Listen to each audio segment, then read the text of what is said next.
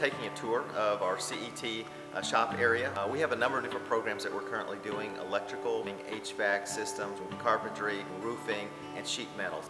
As you see here, we've got a couple outbuildings that our carpentry students have done, and so that they can practice a number of the techniques that they will use when they're building houses and other commercial structures. So this is a structure that our carpentry students have built and actually currently is being used by our roofing program. This is an example of some of the stuff that the electrical students are working on. This was part of our craft championships, where we were having our students both take a written test and also look at blueprints and reproduce that here at this particular facility. So you can see here that they've done some unique things with light switches and outlets. So what we are in now is we're in a structure that was built by our carpentry students. They learn a variety of different skills here, from building walls, framing, drywall, hanging, doorways, steps, doing a second floor roof. Cabinetry that's being done. They install the countertops on there. They're dealing with laminate here. They're hanging doors. Above we have a drop ceiling. They learn a few basics about electrical here in our carpentry program. And so this is advanced electrical work when people want to specialize in the motor controls area. We have a specific lab here designed for this.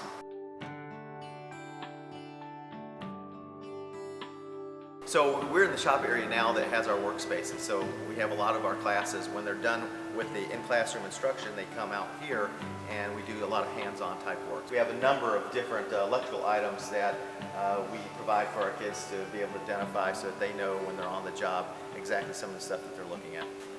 What we have here is a sheet metal bender. We use it for our HVAC classes so that our students are learning how to bend metal to proper form for our HVAC systems.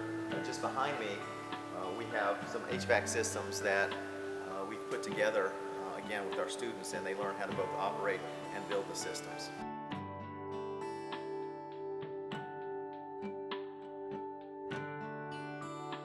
This is where we do welding. You see here that we have a number of different units here, and we've got about a half dozen.